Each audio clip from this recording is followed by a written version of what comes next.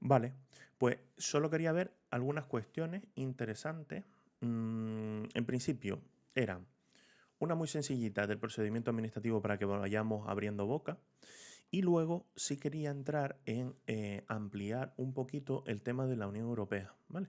Que es un tema un poco tabú.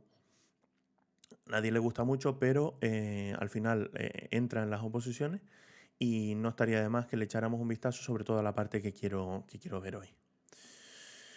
Sobre el tema del procedimiento administrativo, hay un esquemita que os subiré que hicimos sobre el tema del procedimiento. Aquí está cortado porque no me cabía, ¿vale? Para verlo un poquito más. Pero en principio esta parte que aparece a la derecha iría debajo, ¿vale? Iría debajo. Entonces, ¿qué tenemos sobre el procedimiento administrativo? ¿Alguien lo ha tocado alguna vez?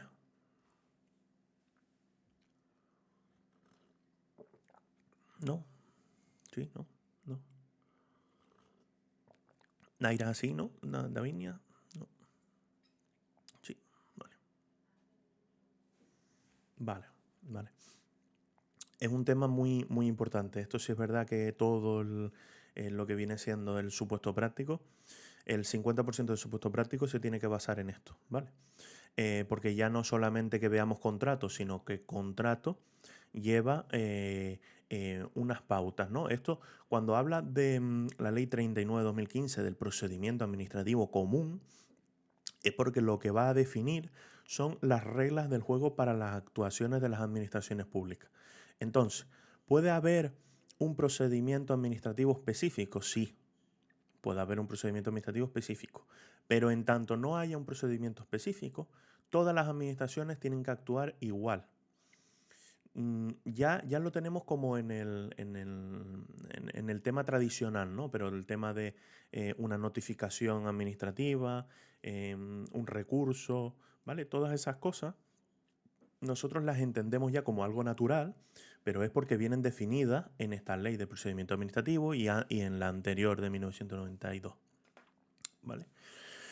Entonces, si nosotros empezamos a estudiar el procedimiento administrativo desde el principio, lo que nos dice es, pum, eh, interesados, objeto de la ley, sujetos de la ley, ¿vale? Entonces, eso se vuelve un poco denso de estudiar así. ¿Cuál es la finalidad de verlo a través de este esquema y ir haciendo una pequeña introducción? Entender primero los conceptos más básicos y una vez tenemos estos conocimientos ya un poco más afianzados, poder ampliar un montón de cuestiones, ¿vale? Entonces, el procedimiento administrativo como tal es el manual de instrucciones, ¿vale? Que nos ayuda a seguir un cauce administrativo desde un inicio hasta un final. Un interesado quiere que pongan un banco en la plaza de su pueblo. Pues eso empezará porque ese interesado quiere eso y tendrá que acabar con ponerle el banco en el pueblo al ciudadano, ¿vale? Pues todo lo que hay en medio se tiene que guiar a través de este manual de instrucciones, que es el procedimiento administrativo común, ¿vale? Entonces, el procedimiento administrativo común crea un hilo, ¿vale? Que será el que habrá que ir siguiendo, que es esta línea que vemos aquí. Yo creo que el ratón mío no se ve, ¿no? Recórchale. Pues de esta parte blanca, no sé si se ven bien las letras y todo, sí. Intenta ampliarlo todo lo que se pueda. Pequeñito, ¿se ve?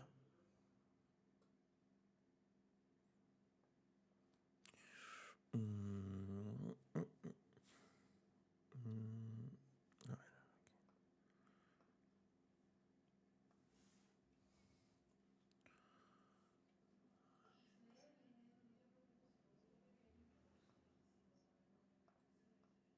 Vale, pero... no será.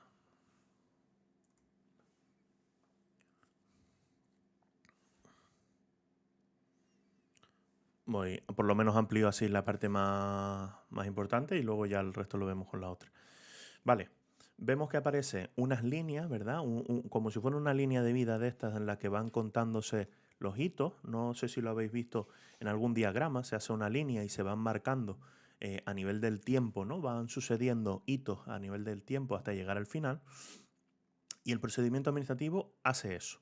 nos define una línea, que sería como esta línea de vida, ¿verdad? En el que el punto inicial, el punto más cercano a la izquierda, sería el comienzo y el punto de la derecha sería el final, ¿vale? Entonces, formas de inicio del procedimiento administrativo. Pues vemos que no es que esté al principio, sino está a mitad, ¿verdad? Donde están esos puntos rojos y naranja. Vemos que habla de una iniciación del procedimiento administrativo. ¿Vale? Entonces, una vez iniciamos este procedimiento administrativo, le siguen otras fases, que es la de ordenación, instrucción y finalización. Estas son las cosas que hay que aprender.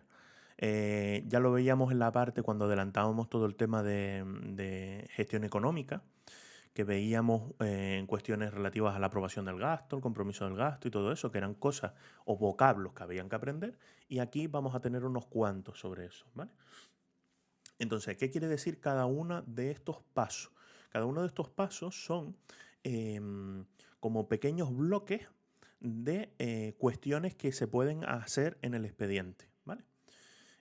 La iniciación es el momento en el que la persona hace la solicitud o nosotros como administración y decidimos iniciar algo, ¿vale? Esta iniciación contendrá una serie de cosas, pues por ejemplo, tener constancia de los hechos, tener tal, ¿vale? Tener toda la información oportuna. Una vez tenemos toda esa parte de iniciación, pasaríamos a la siguiente fase, que es la ordenación, ¿vale? La ordenación no es más que una fase que va a ayudar a conseguir una resolución. Lo que va a hacer la ordenación es, por ejemplo, si hay cosas mezcladas, pues vamos a ordenarlas. Si hay cosas que se pueden hacer juntas, vamos a juntarlas, ¿vale? Eso lo entendemos, ¿no? Esa fase en la que nosotros tenemos un trabajo que hacer y antes de ponernos a trabajar, pues vamos a ver, oye, pues si tenemos una tonga de 100 cosas por hacer, vamos a ver de qué manera las podemos hacer más ágiles. Esa es la fase de ordenación. Luego está la instrucción, ¿vale? Veíamos en el procedimiento sancionador, ¿verdad? Del disciplinario, perdón. El disciplinario veíamos algún aspecto que habíamos hablado, citado, uno que se llama el instructor, que es la persona encargada de resolver el asunto. Pues en la fase de instrucción es eso lo que se hace. Llevar a la resolución del asunto, ¿vale? Se trabaja, se hacen todos los pasos oportunos y llegamos a lo que sería la propuesta de resolución. ¿Por qué propuesta de resolución? Porque nosotros como instructores, si nos toca instruir un expediente, no somos competentes, ¿vale? Para dictar esa resolución.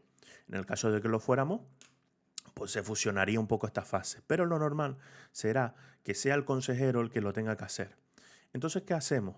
Pues una vez tenemos esa propuesta, ¿vale? La elevamos a la parte de finalización, que llegará a el encargado oportuno, el consejero, lo firmará, publicará y todas esas cosas. Entonces vemos que hay un cauce de entrada y un cauce de salida para cualquier actuación de la administración pública con los ciudadanos, ¿vale? Esto es importante, que la 39/2015 en lo que regula es la interacción de las administraciones con los ciudadanos, ¿vale? Lo que se suele hacer o se suele llamar un ad extra de las actuaciones hacia el exterior, ¿vale? Ahora bien, teniendo esa parte de... Bueno, ahora sí se me ve el ratón, ¿no? Ah, vale, perfecto, casi voy señalando.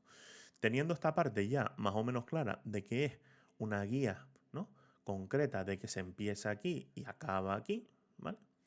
Ahora tenemos que ver que también hay una parte que está por delante de eso. ¿Qué quiere decir? Pues son actuaciones que se van a realizar antes de iniciar el procedimiento para asegurarnos, que se suele decir así, para asegurarnos la eficacia del procedimiento. Vale, os pongo un ejemplo. Un procedimiento administrativo para embargar un vehículo. ¿Vale? Si yo te notifico a ti que te voy a embargar el vehículo, ¿tú qué opciones tienes por hacer? Vale. Teniendo en cuenta que no tengas dinero para pagar la deuda y que no quieres que te embarguen el vehículo, ¿qué haces?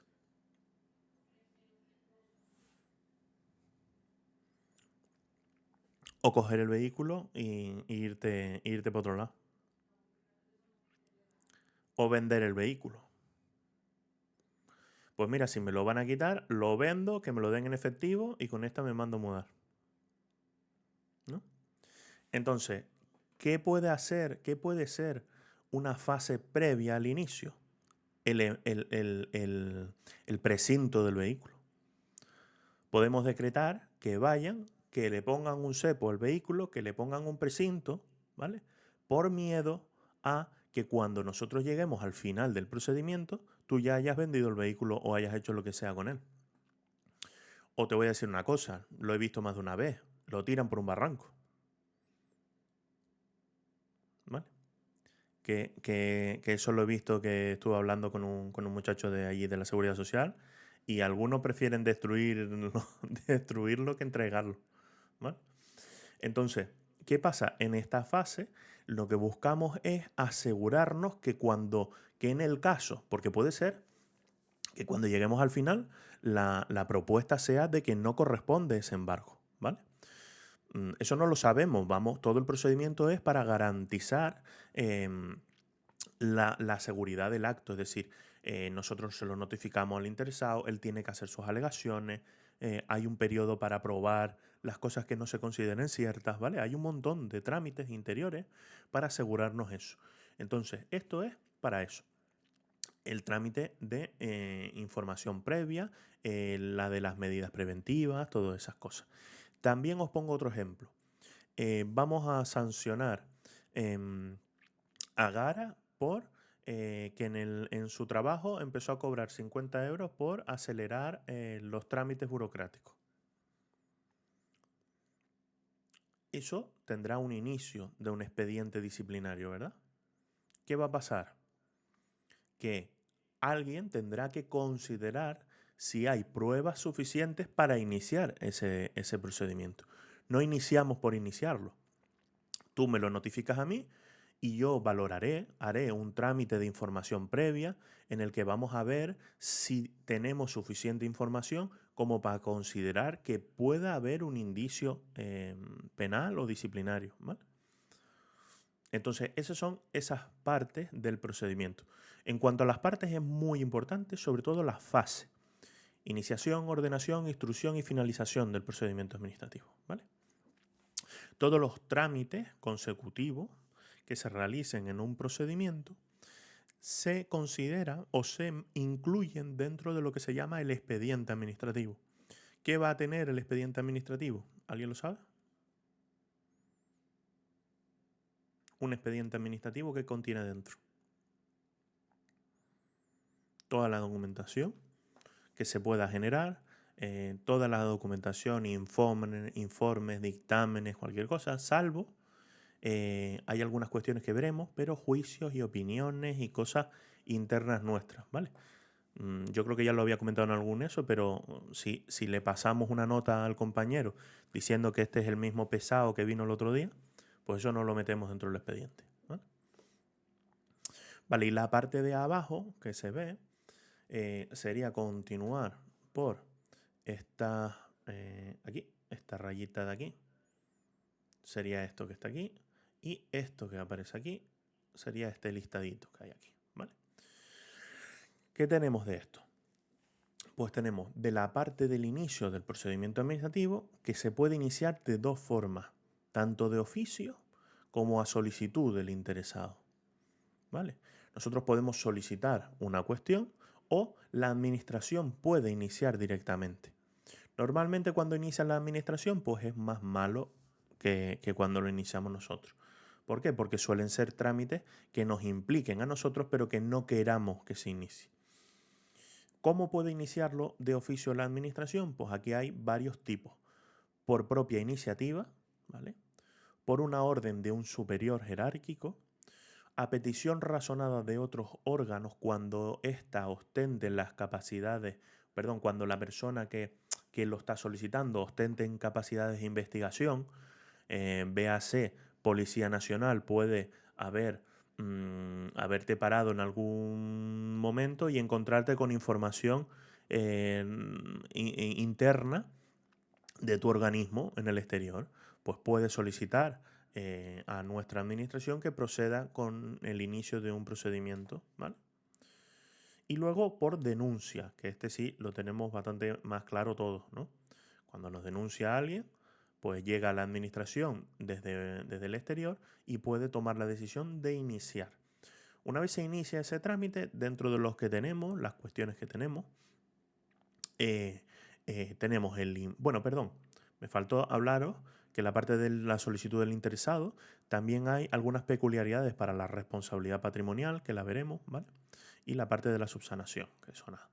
En la ordenación tenemos el impulso, la concentración de trámites, que es lo que os hablaba de tener trámites simultáneos y concentrarlos, ¿vale?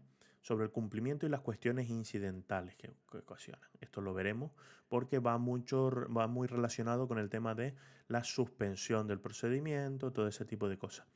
Al final vemos que es la parte más práctica y que de esto seguro, si alguien lo tiene preparado, uno de los supuestos es de esto seguro, ¿vale?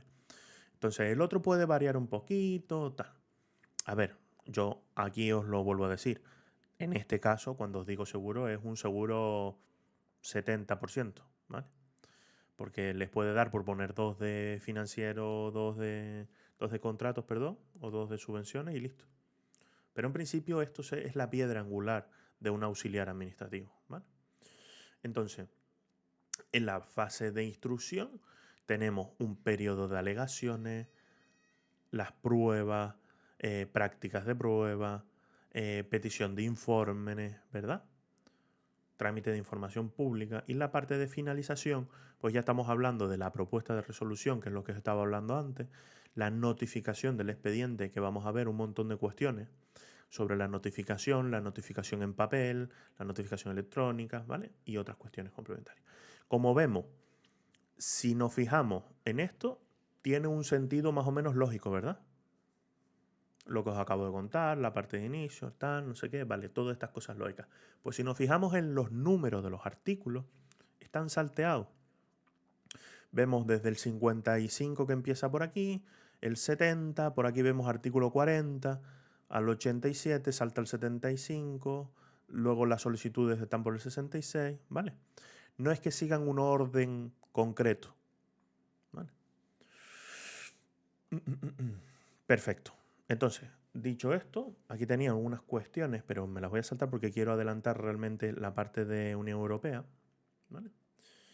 Lo importante es saber que el acto administrativo son los actos administrativos que dicten las administraciones. A ver, aquí lo tengo. El acto administrativo es cualquier declaración de voluntad, conocimiento, juicio u ordenamiento emanado de la administración pública en el ejercicio de las potestades que le atribuye la ley.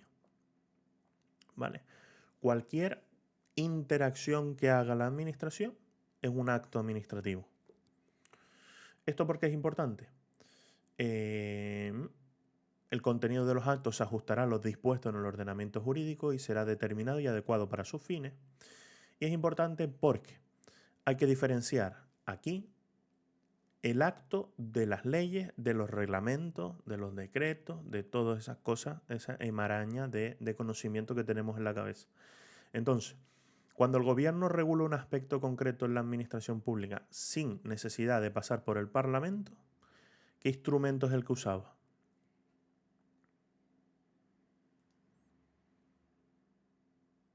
Vale. En el ejercicio de la potestad reglamentaria que tiene, ¿vale? Y además, te lo dice claro, regula un aspecto concreto de la administración pública. No regula un aspecto de la ley, no regula un derecho fundamental, ¿vale? Todo ese tipo de cuestiones es la que tenemos que tener clara. Si os digo, no sé si aparece aquí, aquí sí, si el gobierno necesita regular de forma urgente una situación imprevista con fuerza de ley,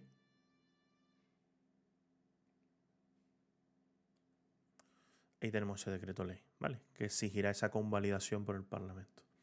Y ahora, cuando un órgano administrativo dicta normas internas para organizar su funcionamiento sin afectar a los ciudadanos,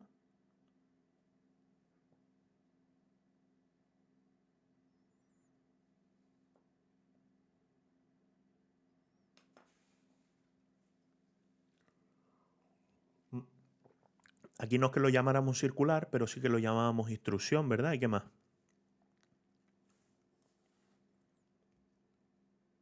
Directriz, correcto. ¿No?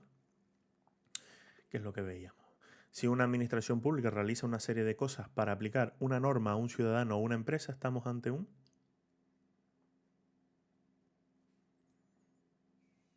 Ahí estaríamos en el acto administrativo, ¿vale? O sea, la cuestión que quería que tuviéramos clara y sobre todo tener ese esquemita presente, ¿vale? Cuando ahora arranquemos la parte de procedimiento administrativo. Entonces, hay una cuestión, sé que puede resultar un tanto pesado, lo voy a hacer lo más rapidito que podamos, esta media horita. Estoy descuadrado. Aquí. Vale. ¿Por qué? Porque la parte de la Unión Europea es una cuestión súper importante en las oposiciones, ¿vale? Aparece un montón. Y sobre todo aparece un montón y se repiten las mismas cuestiones y casi siempre las dejamos o en blanco o las fallamos, ¿vale? Eso es una cosa vital, perdón. Entonces, ¿qué pasa? Veo bien echar un vistazo más amplio de lo que vamos a ver en los martes, ¿vale? Los martes nos vamos a centrar, si le preguntamos al ChatGPT qué nos dice o qué he sacado yo de conocimiento de esos exámenes, es que lo que nos van a preguntar está más enfocado a las instituciones, es decir, a los organismos de la Unión Europea. ¿Qué pasa? ¿Quiere decir que nos pueden preguntar alguna cuestión que se extralimite de esas instituciones? Pues probablemente, ¿vale? Probablemente que puedan. ¿Por qué me enfoco yo en esto? Todo el rato estoy pensando en que han cogido un montón de temario que había, que es contratos, subvenciones, procedimiento administrativo, todo eso se preguntaba en el tipo test y lo han quitado, ¿vale? Entonces van a tener que completar todo ese hueco de preguntas con más preguntas de las otras, ¿vale? Entonces, ¿que entrará a instituciones? Pues sí. Que no está de más que veamos a lo mejor un poquito algún tratado originario, una adhesión, el procedimiento de retirada o algo de eso, pues le echamos un vistacito por arriba. No vamos a enfocarnos en el estudio, de hecho, no creo que lo vaya a meter ni siquiera en el último libro, ¿vale? Solamente veamos instituciones y cosas de esas que son tal, pero no está de más que tengáis un esquemita o algo en vuestra cabeza de más o menos cómo está la estructura, ¿vale? Y sobre todo que ayude un poco a la parte. Vamos a ver si me da tiempo en un ratito que queda. Vale, ¿qué pasa? Unión Europea, más o menos todos tenemos claro el concepto de Unión Europea, aunque realmente originariamente no se llamara Unión Europea, sino esas comunidades europeas. Lo que pasa es que hay que ver algunos aspectos relativos a su origen, ¿vale? Lo tengo aquí puesto, ¿no? Con pues, el tema de la posguerra, después de la Segunda Guerra Mundial. La Unión Europea al final conforma una unión política, económica y social que cubre unos aspectos relativos a todo eso en el ámbito del continente europeo, ¿vale? ¿Cómo nace? Nace por un tratado que se hizo, se propuso la creación de la SECA, la Comunidad Europea del Carbón y el Acero. Si nos situamos a nivel histórico, tras las guerras, pues surge la necesidad de aunar los recursos naturales, ¿vale? ¿Por qué? Porque al final el carbón y el acero se usaba para un montón de aspectos de la guerra y es necesario que hagan una comunidad para compartir esos recursos naturales entre los estados. Para el momento en el que se vean incursos en alguna guerra, pues poder tirar de eso, ¿verdad? Aquí lo puse Winston Churchill, que crea el Estados Unidos de Europa, que llamaba él, y estableció lo que sería el Consejo de Europa como la primera organización paneuropea. ¿Vale? Al año siguiente, Robert Schuman, que es el fundador teórico de la Unión Europea, propone esa Comunidad Europea del Carbón y el Acero, ¿vale? Esto es importante por lo que os comentaba, los aspectos de la guerra. Estamos hablando de que en 1945 finaliza esta Segunda Guerra Mundial y vemos, a ver si se me ve, si lo pongo aquí delante se ve, creo. Sí, exacto. Vemos que estamos hablando del 45 aquí y vemos que esto empieza a verse en el 46, ¿vale? 46, hasta que crea ese Consejo de Europa para la regulación de la seca. Vale, nace la seca. Sobre la base de este discurso, Francia, Italia, Bélgica, Países Bajos y Luxemburgo y la Alemania Occidental firman el Tratado de París, que es el que constituye la SECA, la Comunidad, lo tenemos aquí, Europea del Carbón y el Acero. Carbón y el acero, ¿vale? ¿Para qué era esta Comunidad del Carbón y el Acero? Para unar los recursos naturales. Vale, en el caso de que hubiese una tercera guerra mundial, los países no contaban con los suficientes recursos naturales para poder hacer frente. Entonces, si cogemos los recursos naturales de todos, el carbón y el acero de todos los países que conforman esta nueva comunidad europea, pues podemos hacer frente a esa tercera guerra, ¿vale? Se crea con una vigencia de 50 años, ¿vale? Una vigencia de 50 años en 1952. Con lo cual, ¿cómo se encuentra ahora mismo?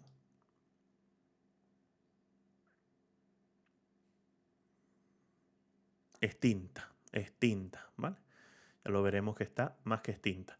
¿Qué pasa? Que ya esta comunidad europea del carbón y el acero crea las instituciones para su regulación, ¿vale? ¿Y qué instituciones crea? Pues una alta autoridad, un consejo, una asamblea parlamentaria, un tribunal de justicia para llevar a enjuiciamiento todas las vulneraciones de eso y un comité consultivo, ¿vale?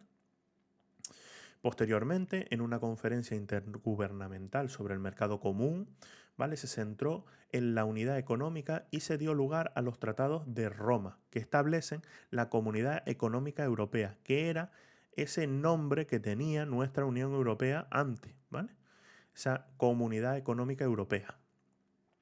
Además, en ese Tratado de Roma no solo se crea la Comunidad Económica Europea, sino también la Comunidad Europea de la Energía Atómica, que lo llaman la Euratom, ¿vale?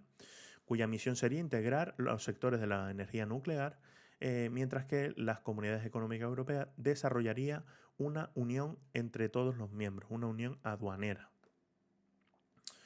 Entonces, ¿qué pasa? La Comunidad Económica Europea se le dan potestades para regular ciertos aspectos. ¿Cuáles?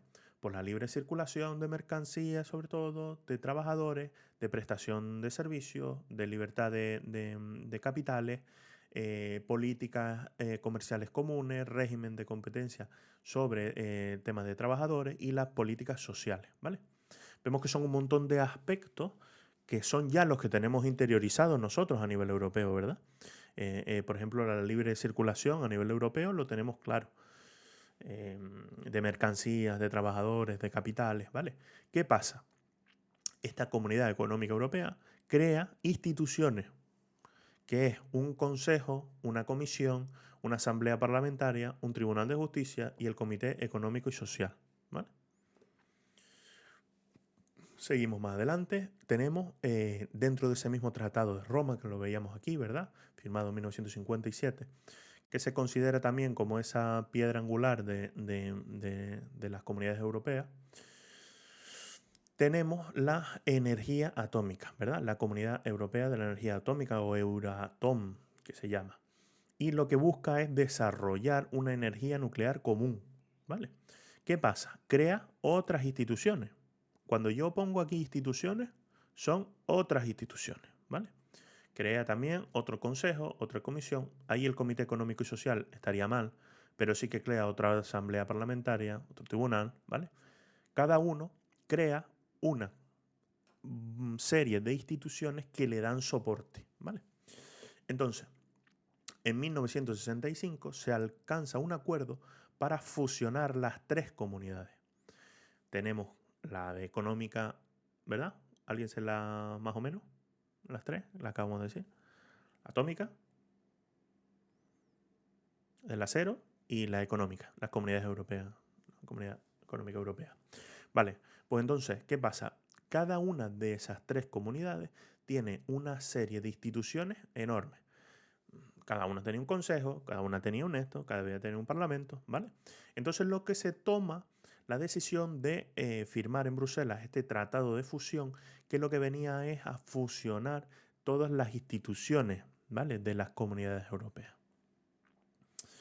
Siguiendo un poquito más adelante, se firma lo que se llama el Acta Única Europea, que culmina el mercado interior antes de 1992. Cuando puse que culmina, es que pone como fecha límite para la culminación del mercado interior el 31 del 12 de 1992, ¿vale? Incorpora dentro de lo que ya teníamos tres políticas importantes, que es la de cohesión económica, medio ambiente, investigación y desarrollo.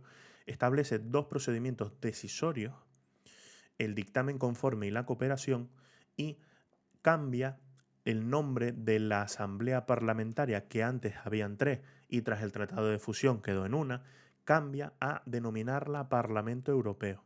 ¿Vale? Parlamento Europeo. Cuando hablamos de dos procedimientos decisorios, ¿qué creéis que pueden ser?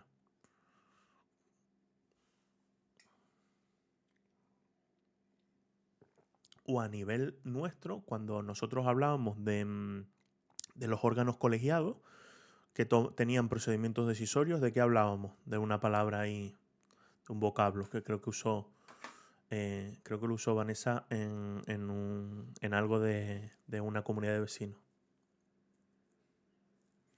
El quórum, ¿verdad? Que es de qué manera se puede tomar decisiones. ¿De qué manera se puede tomar decisiones? Pues si exigimos un quórum de una mayoría absoluta, pues eso es una manera de tomar una decisión cuando se alcance eso. Pues si establecemos un procedimiento decisorio, está muy relacionado a ese tema del quórum, ¿vale? Se consagra la asistencia del Consejo Europeo, recoge un procedimiento reglado para proceder a crear el Tribunal de Primera Instancia. Importante, esto sí ha sido preguntado, ¿vale? En la composición del tribunal,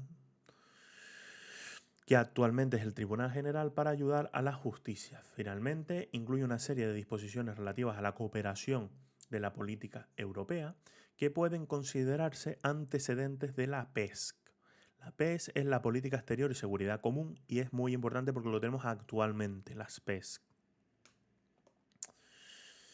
Vale, ¿qué son esta política que estamos hablando de exterior y seguridad común, PESC?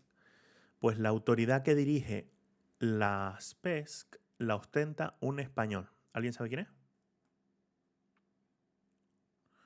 ¿Y alguien sabe cómo se llama la autoridad esa que lo dirige? Yo lo digo, esto no lo hemos visto, pero que lo digo porque sale mucho por las teles y estas cosas salen. ¿Vale? En principio, sí, grafita. En principio, es correcto eso. Y cuando hablamos de esto, de dedicarse a la política de seguridad común de la Unión Europea, es la persona responsable de la defensa de la Unión Europea, incluso a nivel militar, ¿vale? Incluso a nivel militar. Y entonces tenemos a Josep Borrell, ¿vale? Josep Borrell actualmente es el alto representante de la Unión Europea. Se llama así, alto representante de la Unión Europea. Esto ya son instituciones actuales, ¿vale? Entonces, estas son las que hay que aprender. Así como te digo de los tratados de fusión y eso no, pero que no está de más que lo veamos para entender cómo llegamos hasta ciertos aspectos, ¿vale? Pues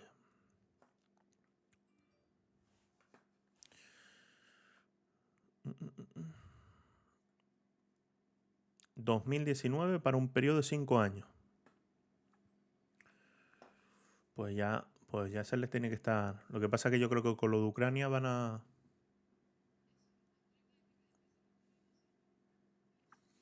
Yo creo que lo podemos preguntar aquí al Google, pero yo creo que con lo de Ucrania no he visto que lo hayan actual alto representante de la Unión.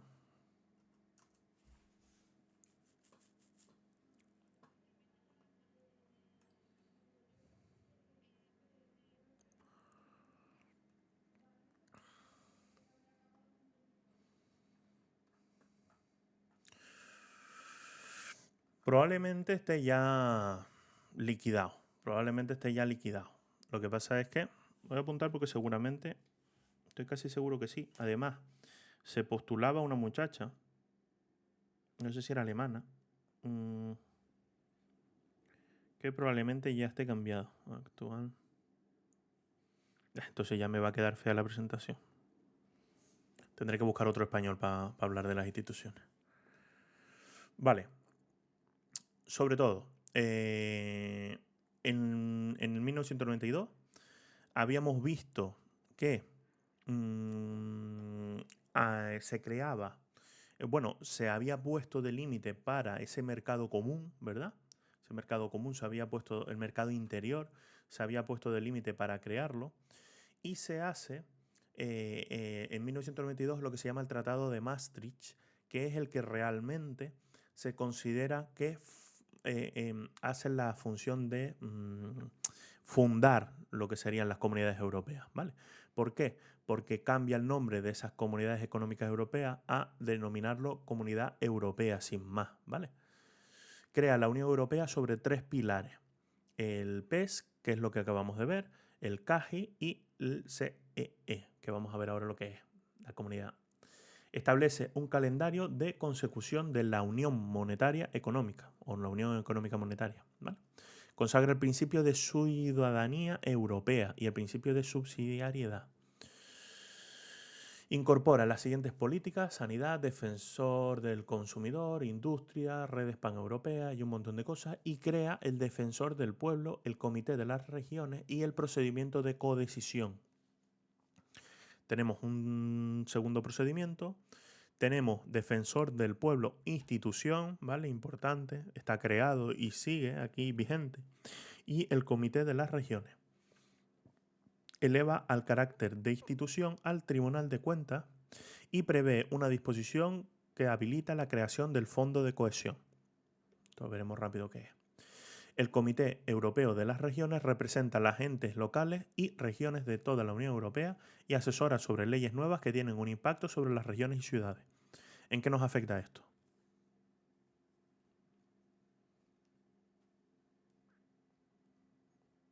¿Alguien sabe? Tenemos un tema que pone Canarias en la Unión Europea o algo así, ¿no? El último parte del epígrafe de Unión Europea pone Canarias en la Unión Europea. Pues yo considero importante conocer dentro de las instituciones el Comité Europeo de las Regiones, porque es ahí donde nosotros, como Canarias, como región ultraperiférica con más motivo, tendremos representantes para la toma de decisiones de las leyes a nivel europeo, ¿vale? Pues será ahí. Tratado de Ámsterdam se centra sobre el tercer pilar relacionado a política de visados, asilo, inmigración y todo eso. Las CAGI pasan a denominarse cooperación policial y judicial en materia penal.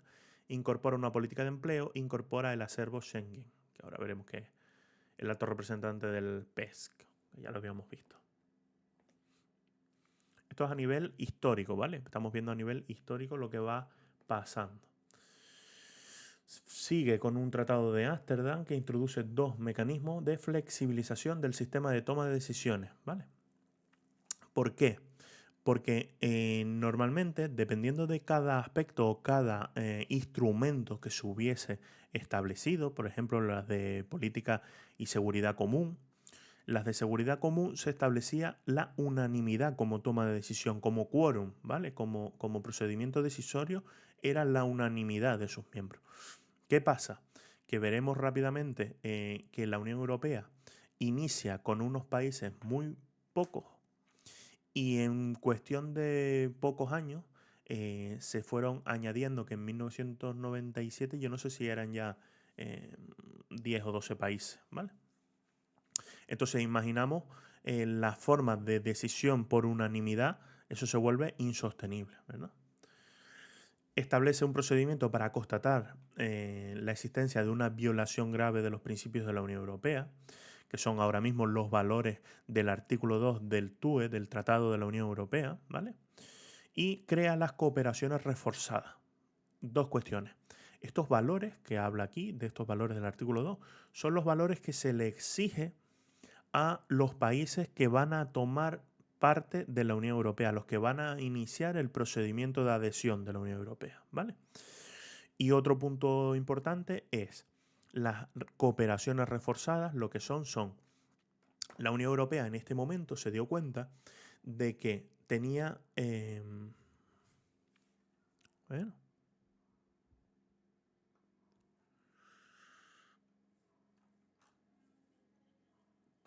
Estonia, ¿ves?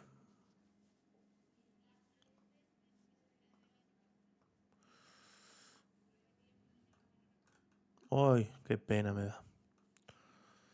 Qué pena me da. Vale, vale, correcto. Predecesor Borrell. Caja, ¿cómo se llama? Caja Calas. Caja Calas. Vale. Perfecto, muchísimas gracias, David. Vale, lo que decíamos de estas cooperaciones. A ver qué quito esto. Lo que decíamos de estas cooperaciones reforzadas. En este momento, la Unión Europea se da cuenta de que los procedimientos, es decir, con las tomas de decisiones por unanimidad, no llega a expandirse en todas las materias que quiere, porque inicialmente se crea regulándolo o pensando en esa futura Tercera Guerra Mundial que estábamos hablando, sobre aunar los recursos, sobre que hayan políticas económicas para crecer como países, y luego se dieron cuenta de que podían usar un modelo de globalización, de abarcar todo lo que pudiesen, ¿vale? Y entonces ahora mismo estamos en esa fase de expansión. ¿Qué pasa? Que cuando se firman los tratados, se decide que sean todos los países de forma unánime los que tomen las decisiones. Entonces, como ahora están viendo que se ven colapsados porque no pueden tomar decisiones para seguir ampliando fronteras, crean las cooperaciones reforzadas, que es que al menos dos países que están en consonancia pueden iniciar un procedimiento para trabajar juntos en alguna materia concreta. Por ejemplo, imaginemos que a lo mejor en la parte de inmigración, pues la Unión Europea todavía no tiene nada regulado. Pues esos dos países pueden crear una cooperación reforzada para empezar a iniciar esas competencias comunes de la parte de inmigración. Se le pueden ir sumando países y eso lo usará después la Unión Europea para meterlo dentro de sus tratados y seguir ampliando esos horizontes competenciales, ¿vale? Seguimos tratados de Niza, que hace ciertas modificaciones sobre el tema de la justicia, pero que no son muy importantes. Extiende la posibilidad de adoptar las cooperaciones reforzadas, que es lo que os comentaba, al pilar de las PES, que eso todavía no estaba funcionando, y establece un procedimiento de alerta temprana que lo que hace es que cuando los países de la Unión Europea dejan de cumplir los requisitos que tienen que tener, se activa este sistema de alerta temprana para darles el toque de atención, ¿verdad? ¿Qué pasa? Ahora estamos hablando de que en este Tratado de Niza está en vigor en 2003 y habíamos visto una institución que se extinguía a los 50 años, ¿verdad? Y estábamos en 1952. Entonces, el patrimonio de la SECA, que se extingue, aquí en este Tratado de Niza se prevé que se incorpore a la Comunidad Europea, ¿vale? Todo el patrimonio que tenía de instituciones, de financiación, de todo eso, ¿vale? Seguimos por aquí. Dota de personalidad jurídica a la Unión Europea este Tratado de Lisboa. Esto es bastante importante, pero no me voy a centrar mucho. Prevé una iniciativa de lo que sería la ciudadanía europea e incorpora, esto sí es importante, un procedimiento de retirada de la Unión, ¿vale? Que ya ha sido ejercido por el Reino Unido. Incorpora procedimientos simplificados de reforma de los tratados, el procedimiento legislativo ordinario y el procedimiento legislativo especial. Define